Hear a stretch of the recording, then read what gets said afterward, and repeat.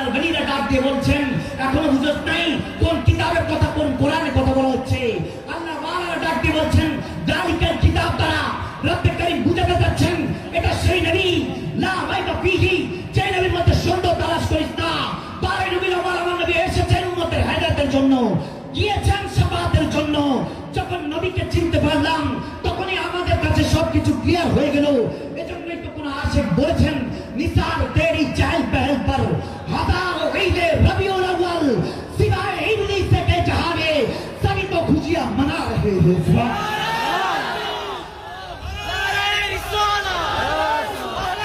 সেই নবীকে আমরা পেয়ে খুশি তো ইনশাআল্লাহ।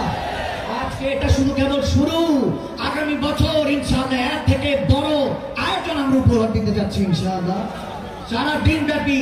এবং এটার জন্য যা কিছু লাগে পীর মাশায়েখরা, যেহেতু আহলে সুন্নাত এক কাতারে চলে আসছে, এখন তো মাত্র বিসমিল্লাহ করেছি, ওয়ালা দলিন এখনো বাকি আছে ইনশাআল্লাহ। আমরা যখন এক কাতারে চলে আসছি আর কোন টেনশনের কিছু নেই। আমরা বাংলার জমিনের মধ্যে ইসলামের যত রকমের নিয়ন্ত্রণ আছে আমরা দায়েম ও কায়েম করবো ইনশাআল্লাহ। আজ গাজওয়াতুল হিন্দের জন্য আমরা প্রস্তুতি নিব। 20 তারিখ আগামী 20 সেপ্টেম্বর একটা দাওয়াত দিয়ে দিচ্ছি আমাদের পীর মাশায়েখদের মাধ্যমে। ঢাকায় আরেকটা উলামায়ে মাশায়েখের সম্মেলন হতে যাচ্ছে আলহামদুলিল্লাহ পরে। এই 20 তারিখে সকলকে ইনশাআল্লাহ অনলাইনে পেয়ে যাবেন।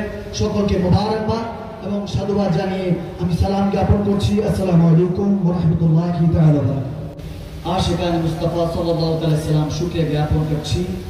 সাথে সাথে লক্ষ লক্ষ দুরূদ ও সালাম সেই প্রিয় নবীর কদম মোবারকে, যে নবীকে সৃষ্টি না করলে হয়তো আজকের এই মাহফিলের ময়দানেও আমরা উপস্থিত হতে পারতাম না। তো বাংলাদেশবাসীর পক্ষ থেকে সোনার মদিনা রাসূল আরবির রওজা ধারে লক্ষ লক্ষ দুরূদ ও সালাম চিল্লায় পড়েন আল্লাহুম্মা আমিন। সাথে সাথে আমরা স্মরণ করছি মহান রাহবারগণদেরকে, যেনাদের বদৌলতে আহলে সুন্নাত ওয়াল জামাত আমরা পেয়েছি। এবং এই 15তম মৌলুদ সেলিব্রেশনে একটা জিনিস বারবার মনে পড়ছিল যে এই 15তমতে পেয়ারা নবীর পক্ষ থেকে উম্মতকে যেটা প্রথম তোহফা দিয়েছেন বাংলাদেশবাসীকে, সেটা হলো আহলে সুন্নাত ওয়াল জামাত এক কাতারে। আওয়াজ কমে সময় না রোজরে বলতে হবে, আমরা যেটার অপেক্ষা ছিলাম সেটা এখন এক কাতারে চলে এসেছে। রব্বে করিম কোরআনে পাকে যেভাবে বাক্যে আমাদেরকে জানিয়ে দিয়েছেন দালিকাল কিতাবু লা রাইবা ফীহি হুদাল লিল মুত্তাকিন, এটা সেই কিতাব যে কিতাবের মধ্যে কোনো রকম সন্দেহ নাই। হুদাল লিল মুত্তাকিন, মুত্তাকিন বান্দাদের কাছে গেলে আমরা এই কিতাবের ঘ্রাণ সুঘ্রাণ পাবো এবং হেদায়েতের পথ পাবো।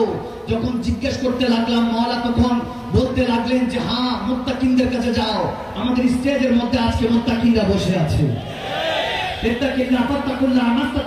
যারা রূপ দিয়ে জেসেল দিয়ে কেবল একজনকে ভয় করে, তিনি হলেন আল্লাহ। আমরা আহলে সুন্নাত ওয়াল জামাত আদিনী কুল্লা আদব, আমরা আদবওয়ালা, এই জন্য চুপচাপ বসে থাকি।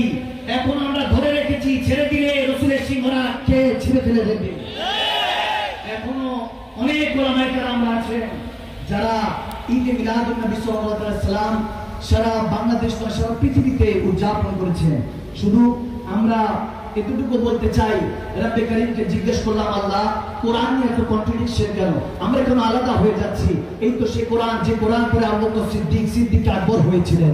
এই তো সে কোরআন যে কোরআন পড়ে হযরত ওমর ইবনে খাত্তাব ফারুক আযম হয়েছিলেন। এই তো সে কোরআন যে কোরআন পড়ে হযরত ওসমান গনি যুন্নুরাইন হয়েছিলেন। এই তো সে কোরআন যে কোরআন পড়ে শের খুদা আলী হায়দারে কাররার হয়েছিলেন। এই তো সে কোরআন যে কোরআনের জন্য বদরের 313 জন থেকে কারবালার 72 পর্যন্ত সংগঠিত হয়েছিল। সেই সময় ফায়দ ও বরকত দিলে এখন কেন বান্দার মধ্যে ফায়দ ও বরকত দিচ্ছে না? কেন কোরআনের মধ্যে কন্ট্রাডিকশন তালাশ করছে? তখন দেখতে লাগলাম আমাদেরকে তরিকাতের মুত্তাকিনরা আউলিয়া কামিলিনরা পড়াতে লাগলেন। যখন দেখলাম কোরআনের মধ্যে অনেক রকমের কনফিউশন আছে, যেমন কোরআনে পাকে আছে ইন্নাল্লাযীনা ইউবায়ুনাকা ইন্নামা ইউবায়ুনাল্লাহ ইয়াদুল্লাহি ফাওকা আইদিহিম, আল্লাহর হাতের জিকির আছে। যেমনি ভাবে লাম ইয়ালিদ ওয়া লাম ইউলাদ, আল্লাহর কোন অস্তিত্ব সম্পর্কে আমাদেরকে জানিয়ে দিয়েছেন, কাউকে জন্ম দেননি, কারো থেকে জন্ম নিয়ে নেই। আবার একই কোরআনে পাকের মধ্যে আমরা কেউ কেউ বলে থাকি কুল ইন্নামা আনা বাশারুম মিসলুকুম, সেখানে পড়ে আছি। আবার কেউ কেউ কোরআন থেকে আজ্জাকুম মিনাল্লাহি নূরুন ওয়া কিতাবুম মুবিন সেই দলিলও দিয়ে থাকি। জিজ্ঞেস করলাম মাওলা এই কন্ট্রাডিকশন কবে দূর হবে, কিভাবে দূর করব? আলিফ লাম মিম ইয়াসিন তাহা এভাবে তো আমাদেরকে পড়িয়ে রেখেছো, কিন্তু আমরা কোনটা বলবো? আল্লাহু রাসূল আলাম। উলামায়ে কেরামরা এগুলো জানেন যে হরফে মুকাত্তাআত মুতাশাবিহাত মুহকামাত কিছু হরফিয়াত আছে, কিন্তু কিছু বিষয় আছে যেগুলোকে নিয়ে রেড জোন বলা হয়। আকীদা বানানো যাবে না। এজন্য আকীদা আহলে সুন্নাত আমাদেরকে এটাই শিক্ষা দেয়। আমাদের রাহবার ইমামগণরা বলছেন যে আমাদেরকে এটাই শিক্ষা দিচ্ছে হুদাল লিল মুত্তাকিন, মুত্তাকিনদের কাছে যেতে হবে, তাহলে কনফিউশন থাকবে না। যখন ওলিয়া আল্লাহদের কদমে গেলাম, শায়খ তরিকতদের কদমে গেলাম, পড়তে লাগলাম, বুঝতে লাগলাম, তখন বলতে লাগলেন দালিকাল কিতাবের দিকে খেয়াল করো, এটা সেই কিতাব যে কিতাবের মধ্যে কোনো সন্দেহ নাই। বললাম হ্যাঁ, যেটা কোরআনে আল্লাহ তাবারক ওয়া তাআলা হুজুরে পাককে তালাশ করেছেন, বলেছেন হুজুরে পাকের উপরে কোরআন নাযিল হয়েছে।